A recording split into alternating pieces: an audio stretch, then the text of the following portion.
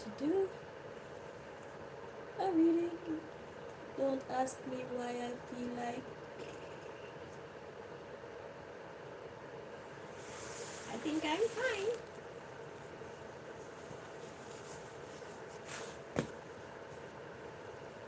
Maybe it's something in the air.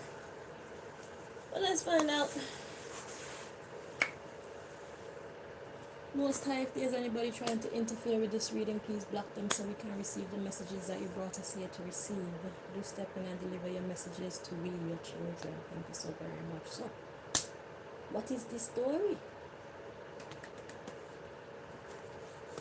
Let's see. Oh, wait. Ah.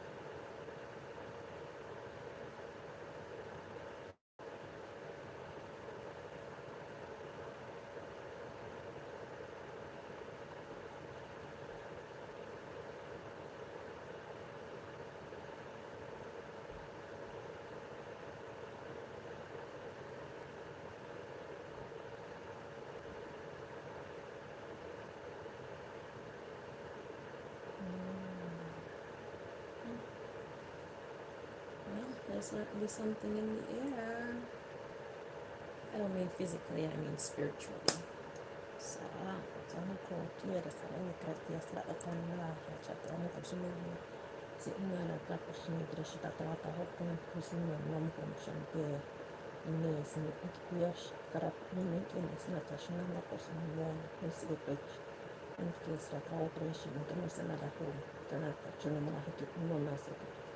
Disipiat, asolla tratona, se menesa, na commission que decide la persona, and as un cotashia, the person in yes, but the person no son of the Takia, the Nas, not a year to hit the shit rat, Osnilla, Nin, it is repeated yes, hard catching when he was singing the head of draft, a reputation has 2 years that between Nia Sakai, Nana, who close from English, the track host elimination and Menes nakatashi na depreso hasna na nangire shitrapi yati nakata enes nala propona ni trip ishira posho trapona himnas mata ola an amos ukron hap pishini na trapishini na kasara karosho na tis ne etrepi tis la patashira traona kutin esen trapona shinen ne kasata hikashira tron hotchia nana san kit nasra posho na target his atrat kimana ningime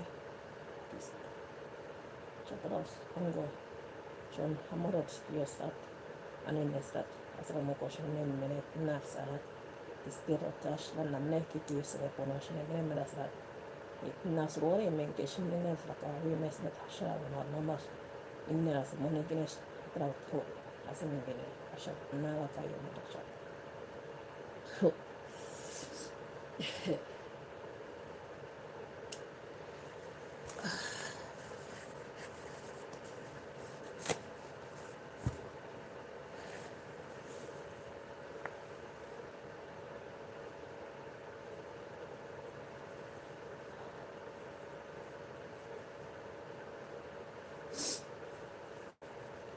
Sinanana promotion at Jimenez at Yamata Kachian Nasao, Moni Minister Chataliana, Monate Tamusinic. Is in there, Hamoshmuno, La Trapashona Hene, Taras Anana Menes, a portion of the Yes Picket. It's Nana Konashumun, a sleepy minister and at Dramas on Ricket. Atlanas and Amundoshila, Polashtan Ministry Theatre. Unas no more show, no, so none Yemes erat. Just none at that, it's so trappa yes production ada 3 minutes. This year, a cup when you get a snap like shit. that yellow slap on the make this.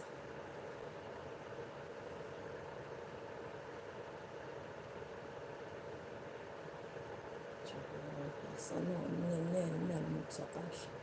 No land missing in there. There's none message. There's none. Means nada cash out.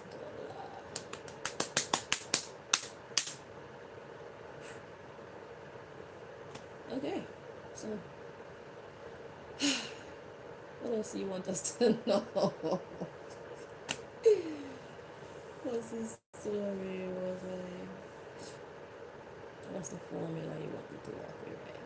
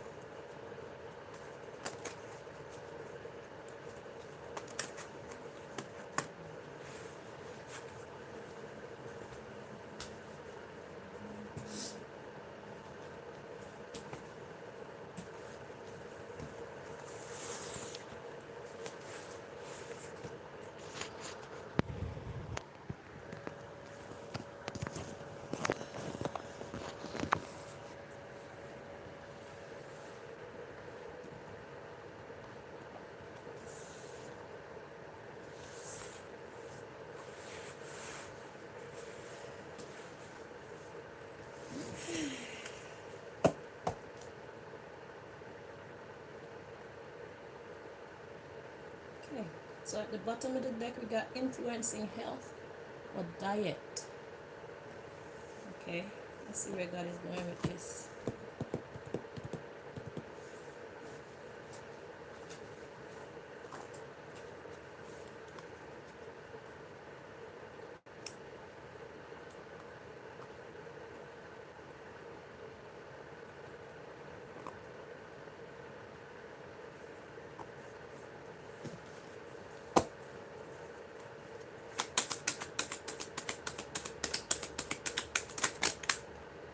Freaking out.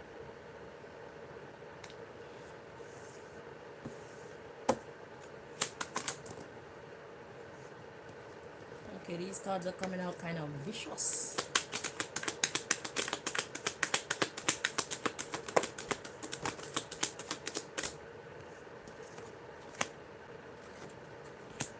Okay, so before we start, let me just check the energy of these three cards. We got creating fear at the bottom of the deck. Let me just check.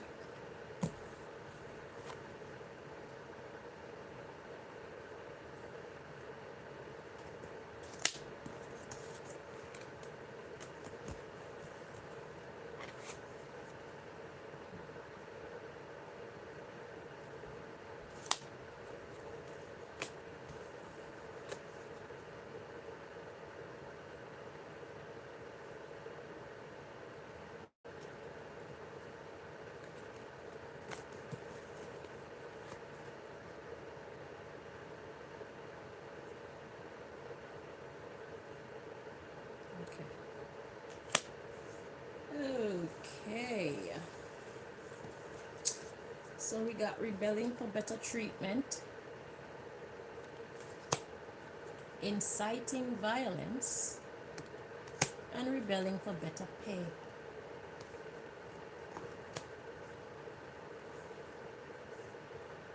Followed by the setup before the setup. We got brainstorming, rebelling for better working contract terms,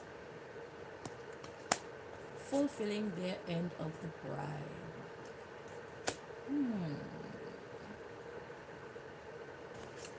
The underlying issue, we got create fear, influence in music, create sadness. So somebody's up to some shit. We got rebelling to include God worship, boost sales or income. Ooh, yeah, mislead. So they're using God thing now. Okay, first of all, what I'm getting is be mindful of those who call on God's name, okay? Because now the trendy thing to do is to call on God's name for a forward, for clout, to boost sales or income, okay? Yeah, influencing the social life.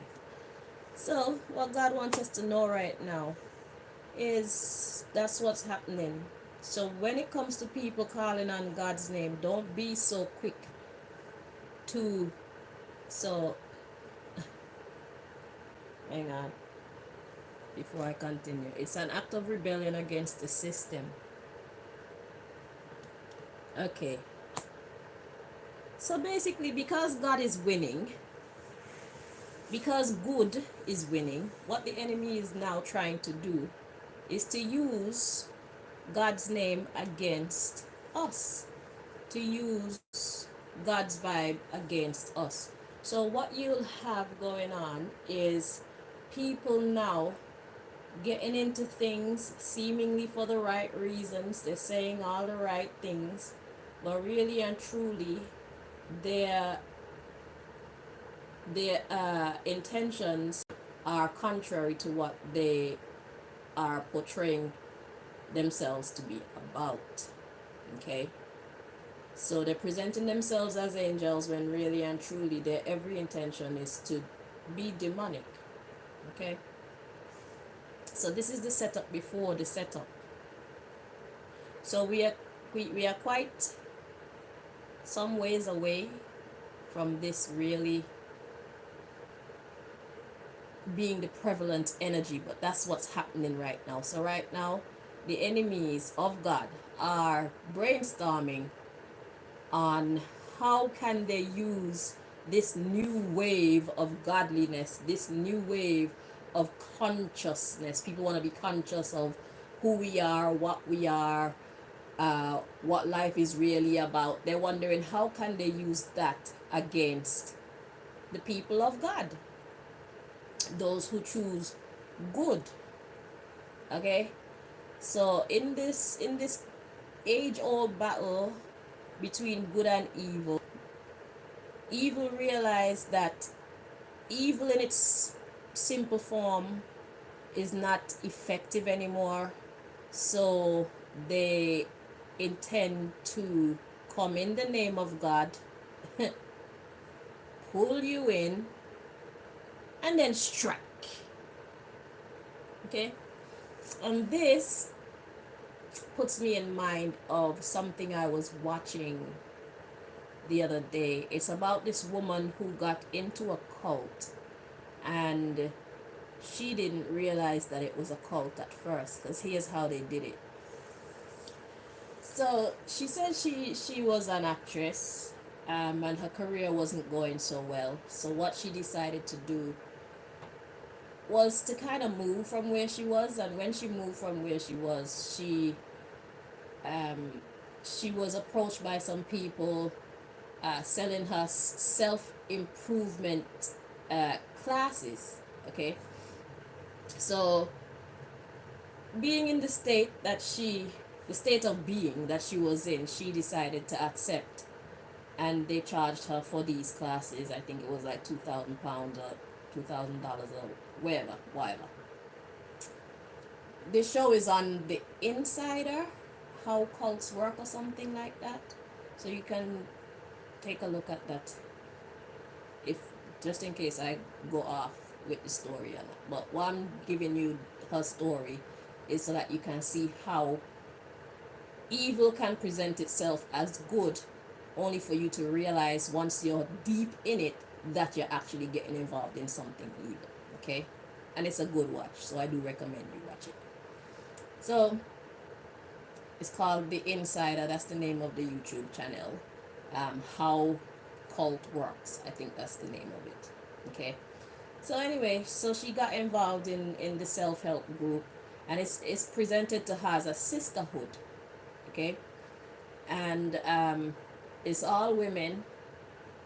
And what happened is, the better you are and the more like interactive you are in the group, giving money and doing stuff, they will rank you up. So on the first level, it seems like it's just a sisterhood, it's a friendly sorority, you support women supporting women, so to speak. It works. Okay, then you go up another level, the requirements get a little bit more questionable. Then once you fulfill those, you get graduated to another level. The requirements get even shady, but not so much so that it feels like it's in moral conflict with your compass, your moral compass, right? Anyway, this woman, she did so well in this sorority that she finally got to the second to last, um the second to last of the ranking, right? So she only had one more to go where she'd be at the pinnacle. However, after that, there was actually a man who was spearheading this whole group. Okay, you could never get that high, obviously, but she was almost at the top of the food chain, as high as she could go, being who she was. Okay. So anyway, she said that when she got to that level in the group, they told her that she had to give something called uh I don't remember what it's called, but basically she has to give them incriminating confessions and evidence of things that she's done wrong, that they, the group, can use against her if she was ever to speak about the group, or um yeah, if she was ever a threat to the group, she has to give them information about herself that they could use against her. And she said she did it. She said sometimes people did the letters and stuff like that, and they actually had to made up stuff. She said when she wrote hers, they told her this isn't bad enough, you need to go and write another one. So she said she went and she wrote another one and gave it to them. But then it got to the point where they started to tell her that she has to give incriminating information about herself every month. And she said when that happened, well, it really made her start to question things. It's like, where's the love and the care? Like, what kind of group is this really? So saying that to say, she was engulfed in a cult, she was engulfed in a shady institution or organization, and she didn't have a clue that she was until she was like seriously engulfed in it. However, she did get out of it, and now she runs an organization where she helped people to become aware of um, their their choices when it comes to joining groups and stuff like that. What to look out for to recognize if you're actually being included in some shady kind of vibes, and how to help people to get their loved ones out of cults once they're already mixed up in it and stuff like that. So I do recommend that you take a look. But saying all that to say, this is basically what is taking place right now. Okay, they realize that good conquers evil. They realize that love is more powerful than hate. So what the enemy of God, the enemies of God, are trying to do is to use some godliness to pull us in.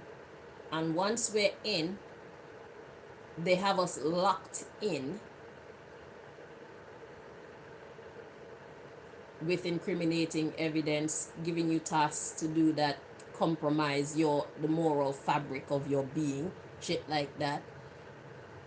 yeah, they're using that to try and quote unquote win souls now.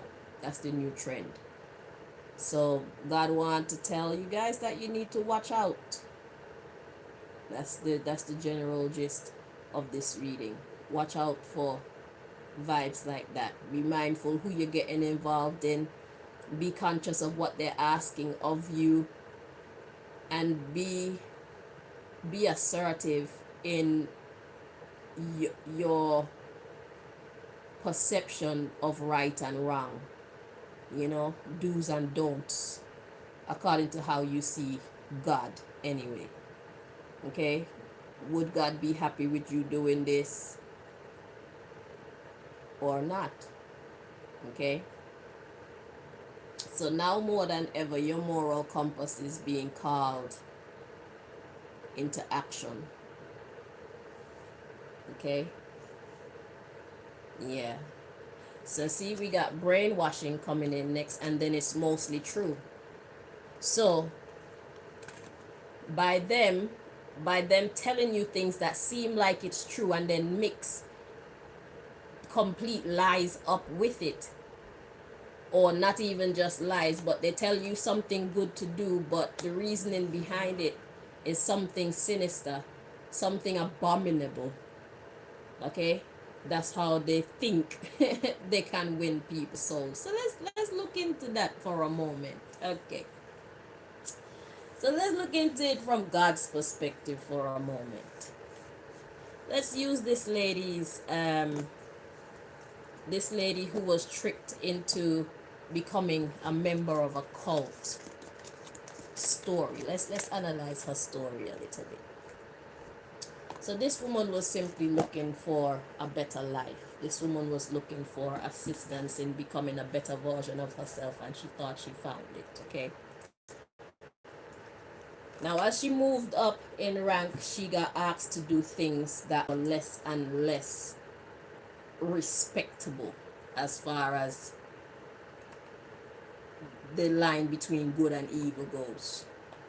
Okay, so she got asked to do things that were less respectable, abominable, sin.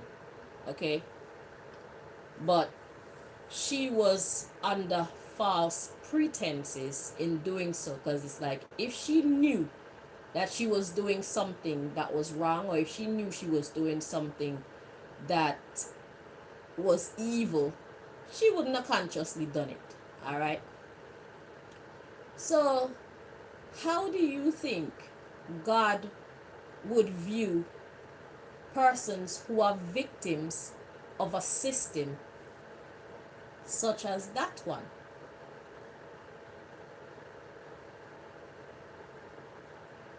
Because if you don't know that you are committing a spiritual crime, would God hold you liable entirely for getting involved, or do you get off with a warning?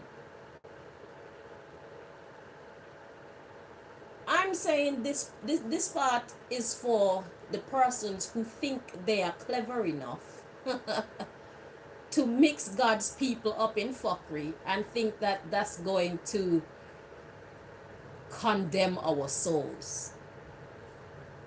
Your plan is stupid. Your plan is dumb, because first of all, God sees and knows everything. We do not have to talk for God to know our intentions.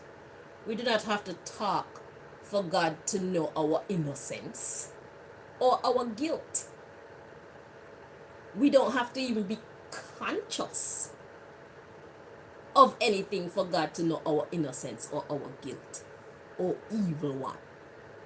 So if you think that you have this brilliant plan, just know that the only one who's going to be held liable really is you, because you are conscious of the crime that you're trying to commit against people who choose God.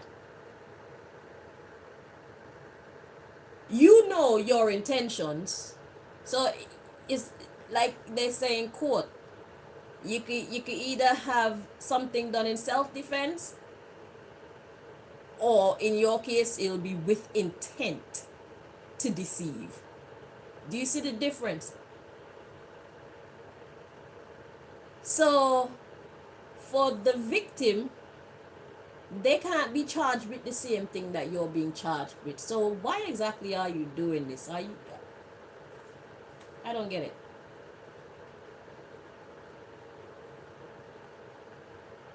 Why exactly is it important for you to deceive people or turn people against good and make people do evil? Because if you're doing it so that you can lock them up in your jails, perhaps, or if you're doing it so that you can hold them captive spiritually with incriminating information, you know that shit ain't gonna work, right? Well, not on the real people of God. You might get that to work on people who are still sleeping, so to speak, the weaker of the lot of us.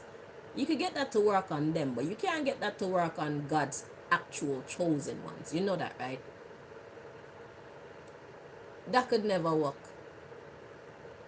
Because, first of all, God put us here for a purpose. And there's nothing at all that you can do or say that could ever thwart God's purpose. God's purpose will be fulfilled. Period. So, I mean, if you're just doing it because it's what you do or whatever, then that's fine. But if you're doing it trying to capture the 144,000, or if you're doing it uh, to imprison, spiritually imprison light workers, healers, people like us, just know that whatever you do is only going to be to our benefit. And my story in itself should show you how anything that you do to me, I just turn it in positive energy. All the evil that you've ever tried to commit against me, God has shown me how to convert that negativity into the positive. Use it to my benefit. So through you attacking me, I've learned so much. I've grown so much because of how I choose to alchemize our interactions. And the other 100 and how we go 139,999, they're just like me.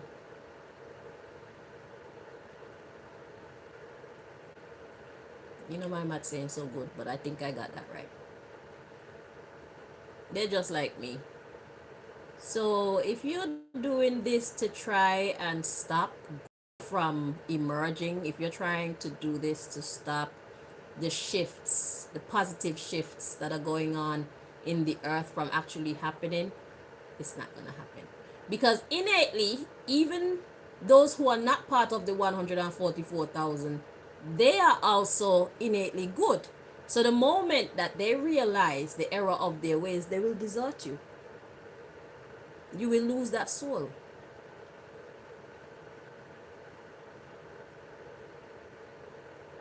So you're in a lose-lose situation. And you will still pay for your crimes because you're doing what you're doing with intent. You're consciously trying to corrupt innocent people. People who would otherwise choose to do the right thing. I mean, I know what came out in the reading just now isn't something new. But God just wanted to highlight that it's becoming even more common. It's becoming a more common practice. And we just need to watch out. But people like myself, I'm naturally cautious, but I don't need to watch out because I know I'm watched out for. I got people for that. You see it? So, saying all that to say, the only one who's going to suffer still in this equation is you. Evil people. Duh. Because unlike your courts, God is everything in its courts. So God don't need to get a second opinion from nobody. God is the witness. My nose is running. That's mad. Oh Lord. So look at it. God is the witness. So God saw everything. God is the judge. God is the jury. God is the lawyer. God is the executioner. God is everything in its courts. So God not gonna make no mistake, and you're still going to be held liable for your acts, your crimes, and you will be punished.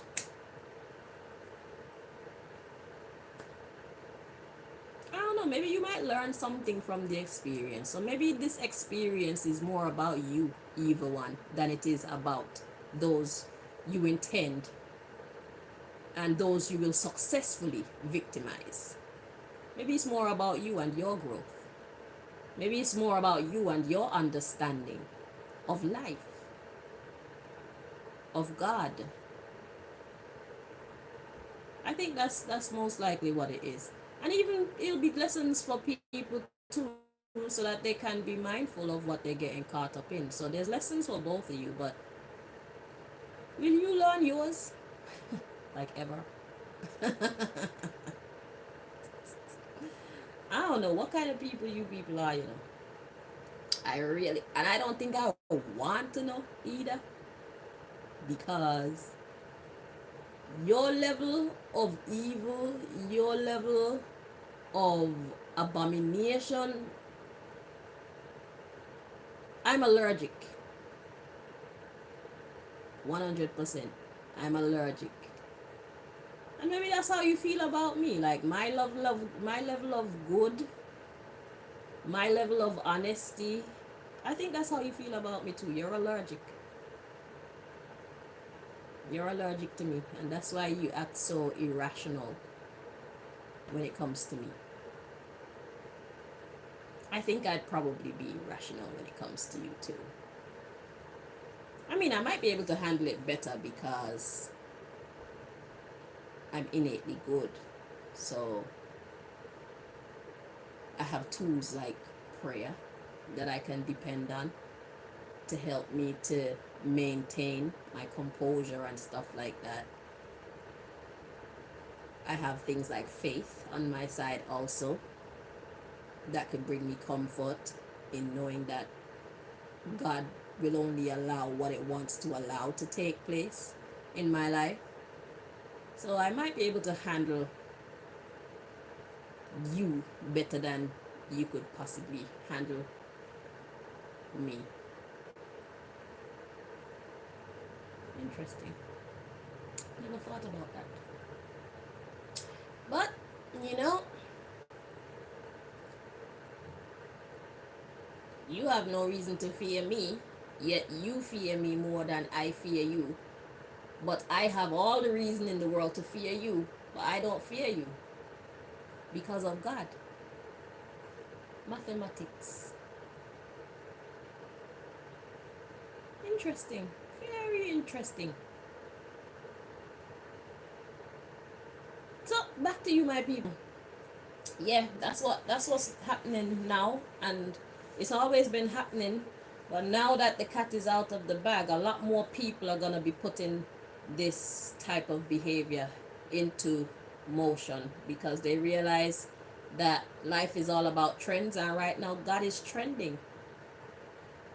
Hashtag God. Hashtag badness out of style. Hashtag goodness in style. Okay? Hashtag winning. Okay? That's all we have for you right now. Until next time, my loves. Bye bye.